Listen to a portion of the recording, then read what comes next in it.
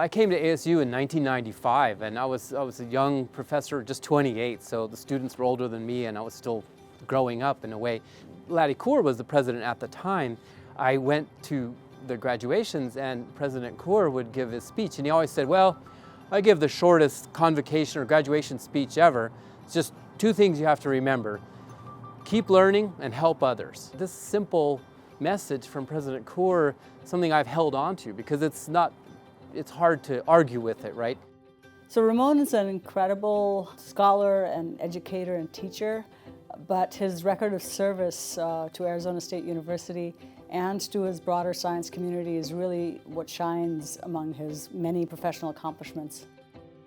I think fundamentally Ramon is just a service-oriented person. All the interactions I have had with him have been for a greater good.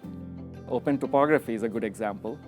OpenTopography is especially important because it provides wide, freely available access to high-resolution topography data, which means data that looks at the details of all of the land surface and features, which is super important for all sorts of earth science studies related to hazards, and then also related to infrastructure too. And so there was a student at ASU named Chris Crosby, and he said, you know, this LiDAR thing, I think this is very challenging for cyber infrastructure. We should do something. And so that was really the beginning of OpenTopography. We basically came up with it in my office. So yeah, OpenTopography, and I think a lot of things Ramon's have been involved with, are service-oriented projects. Like they exist to advance the community as a whole and the community's ability to do innovative, interesting science and also educational types of applications with that sort of data. So OpenTopography, we get funded by the National Science Foundation to enable research.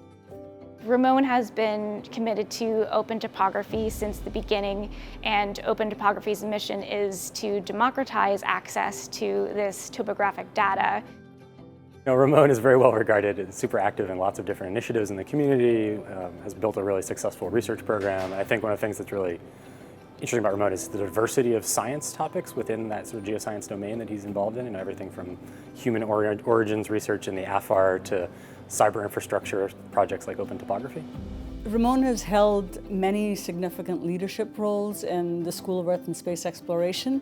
A lot of times I see my job as to try to absorb some of the small problems so that the directors can think big thoughts. He is just an incredibly selfless person, and his highest concern is always for the greater good of the school and for Arizona State University. I mean, I feel like I'm so busy, I'm really excited every day to get up and go.